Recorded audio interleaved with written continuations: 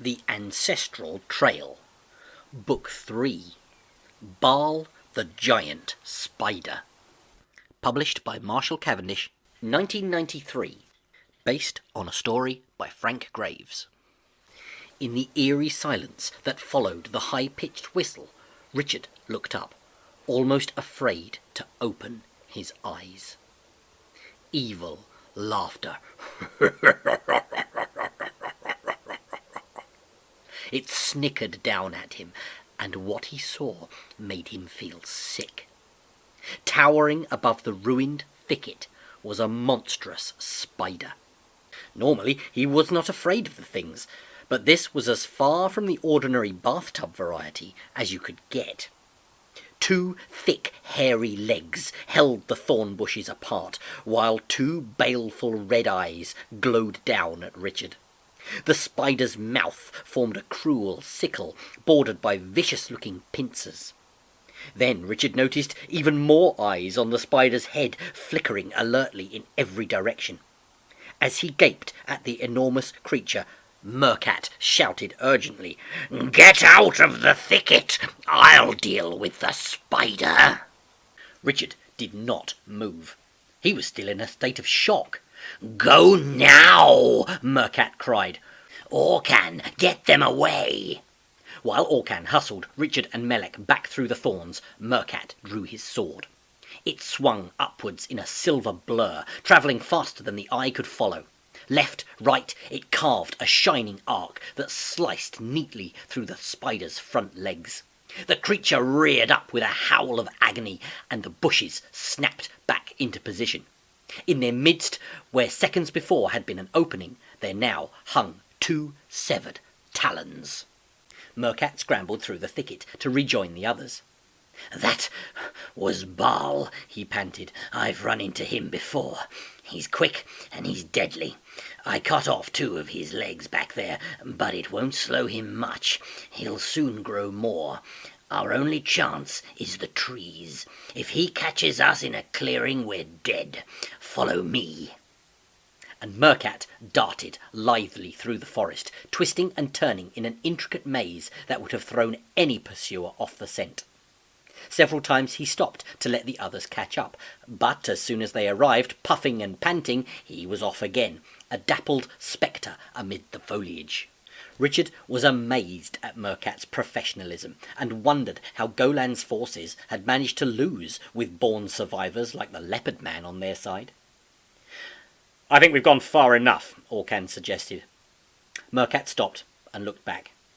There was an instinctive rapport between these two soldiers. "Yes, you're right," Mercat said. He listened, ears cocked for any sign of pursuit. But there was nothing. Not even a bird broke the silence. "We must get our bearings and find a way out of here," Mercat went on, cleaning his sword on a handful of leaves and sliding it back into its scabbard. "Richard, take the Pathfinder while I look at the next riddle," Melek said, taking the Book of Prophecies from his bag. "It may help us." Melek read, "Beware the silken ways, by evil spinner spun. Yellow orbs that hasten days, destroy when serpent comes. Some may perish, some feel pain, tribulations not in vain. 3 will tread these paths again, to save the precious one." As Melek read aloud from the ancient pages, Richard swung the Pathfinder until its point shimmered gold, and a deep green rose through almost to the handle. It was pointing straight at a huge clump of bushes. "That way," Richard said. And as they moved closer, Richard saw that the bushes were not normal vegetation. They were dry-looking, greyer and denser than their surroundings, and the branches were brittle and covered with thorns. Yet they bore luscious yellow berries that beckoned temptingly. The fruit looked so good that Richard reached out to pick one. "Don't touch those," Mercat cried. "It's gripewort, or killer sunrise, some call it. The berries look good, but if you eat them, you're dead." They contain a metabolic poison which accelerates the aging process beyond belief. Your whole life is crammed into less than half a minute. For a few seconds, you have the strength and energy of 100 people, and then burnout. You shrivel and die. It is a horrible fate. I once lost 10 men to gripewort. Drawing his sword once again, Mercat chopped at the bushes to clear a path for the others to follow. He worked at arm's length, careful to avoid the berries. Cautiously, the three tiptoed after him, moving slowly as Mercat chopped at the branches. The bushes went deeper than they had expected, and it took some time before they reached their end. The four stepped into a large clearing. Richard's heart sank. The Pathfinder had misled them. This was clearly Baal's territory. Cobwebs festooned hideously from tree to tree. Here and there large cocoons of silk testified to the fate of those who had been lured here before. Tears of frustration stung Richard's eyes as he heard Golan's voice murmuring a warning over the faint rustle of leaves. Baal must have these traps dotted all over the forest, just waiting for a victim, Mercat explained. He walked up to one of the cocoons and slit it open with his sword. A wizened figure, hands held defensively before its face, crumbled out to the ground. The dry snap of bones as they hit the ground drew Mercat's attention. Looking down, he saw a small, intricately carved badge. He picked it up. "The mighty Muldoon!" Mercat exclaimed, recognizing the shiny object. "He was a great warrior, a landsman wrapped in tartan with the wildest, reddest beard you've ever seen. This badge was handed down over generations and was meant to have magic powers. He told me what they were one night, but I was so tired I couldn't remember a word he said." Mercat tossed the badge to Richard. "You may as well have this, though it didn't do much for Muldoon." Richard pinned the gold emblem to his tunic. It was worn with age, but he could still decipher some strange script round its rim. He was about to thank Mercat when there came the same dreadful whistling he had heard while hiding in the thorns. Then there was a hurried trampling noise, and Baal surged into the clearing. "This time, measly creatures," Baal wheezed triumphantly, "you won't get away." For the second time that day, Richard was transfixed by the spider that loomed over him. Its mouth seemed crueler now, its pincers snapping more viciously. In the red eyes he caught an unpleasant, gloating expression. "Back to the bushes!" Mercat shouted, plunging swiftly into the opening he had carved. The others tried to follow, but it was too late. Lacking Mercat's lightning reflexes, the three were easily caught. From beneath Baal's body spooled a stream of thin, sticky silk. It lanced through the air, wrapping all three in its clinging embrace. As they struggled to get free, yet more of the stuff shot out to envelop them. "Help!" Melek cried as the glutinous strands tightened around him. Being smaller than the others, he was soon immobilized. Richard and Orcan battled against the sticky silk, but even more of it spurted out to trap them completely. "Did you really think it was so easy to escape, Baal?" the spider screamed, looming over them. Still struggling against the sticky strands, Richard saw a movement behind Baal. It was Mercat, delicately padding his way out of the trees. He had circled round and was about to attack. As Richard watched, Mercat swung back his sword. "Hey, Baal!" Richard shouted to distract the spider. As Baal's eyes swiveled and looked down towards Richard, Mercat struck.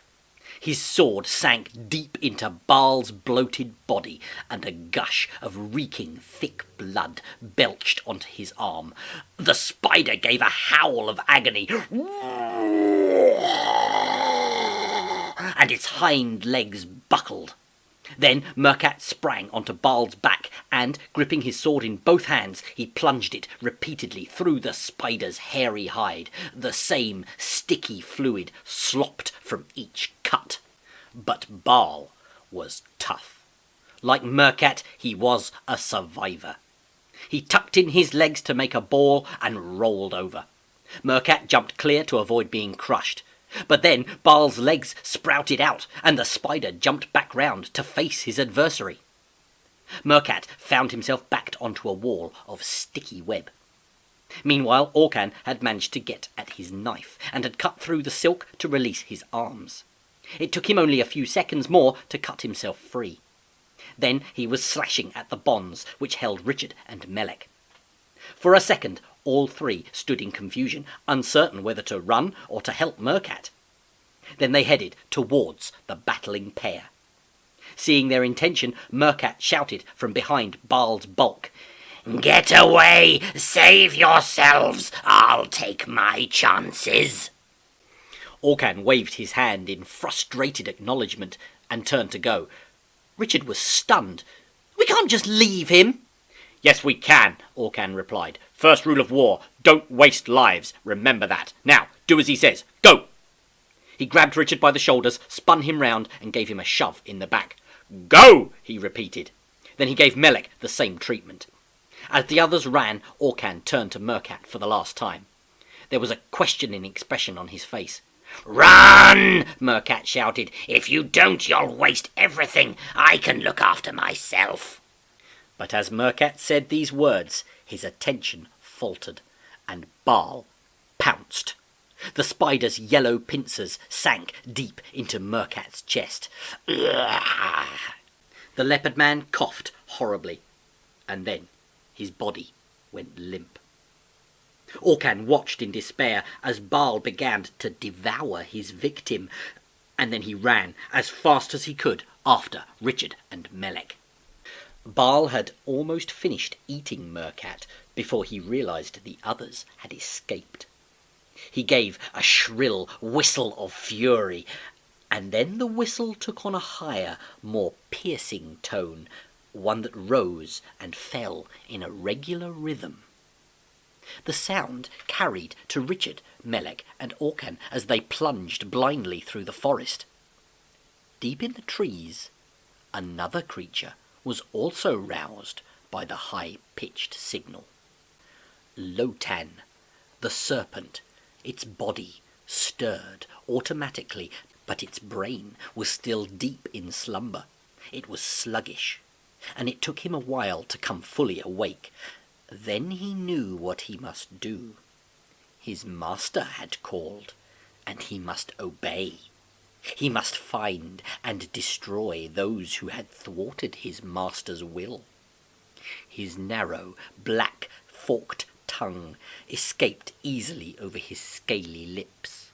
His coils twitched, and then he slid through the trees with deadly purpose, a seemingly never-ending length of viper, with one thought on his mind: to do Baal's bidding, as he had done many times before.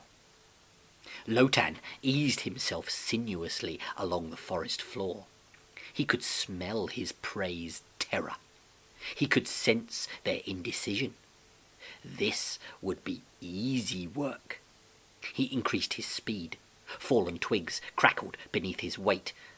It was Melek who first heard Lotan's approach. "What's that?" he said. Richard and Orcan came to a halt. They were in a wide clearing. Over the sound of their breathing, they too heard the menacing, continuous slither. But before Richard could speak, the bushes parted in front of him, and Lotan's head reared up, propelled by the impetus of its sudden dash. Behind him, his body thudded into hundreds of neat coils. "Split up!" Richard shouted. "He can't chase all of us at once!"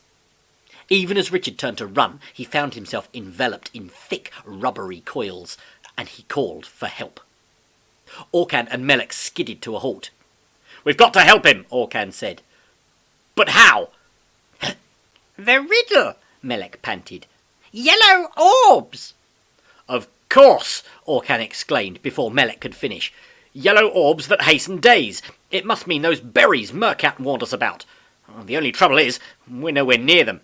"Yes, we are," Melek said. "I almost ran into a whole bank of them just back there. Come on, let's find them." With Orcan in tow, Melek retraced his steps. "Here they are," he said as they approached the bushes with the lethal yellow fruit. Wasting no time, Orcan took an arrow from his quiver and spiked 3 berries onto its tip. "Right, let's get back to Richard," he said. Grim-faced, Orcan tracked his way back to the clearing, with Melek hard on his heels. As they drew near, they could hear Richard gasping for breath. Orcan took his bow and carefully positioned the arrow with its lethal load, and slowly he drew back the string. "Hey!" Orcan called to the snake. In his barely conscious state, Richard sensed rather than saw Lotan move in response. He could not know that his bag had opened, and the precious pod had rolled out across the forest floor. Melek and Orcan stood their ground nervously as Lotan recoiled. The thought of being swallowed whole by the serpent was in both their minds, but neither dared voice it aloud. Lotan reared up, dwarfing his 2 enemies into insignificance. He opened wide his cavernous mouth, and at that moment Orcan fired. With deadly accuracy, the arrow flew into Lotan's throat. For a second, the snake remained motionless.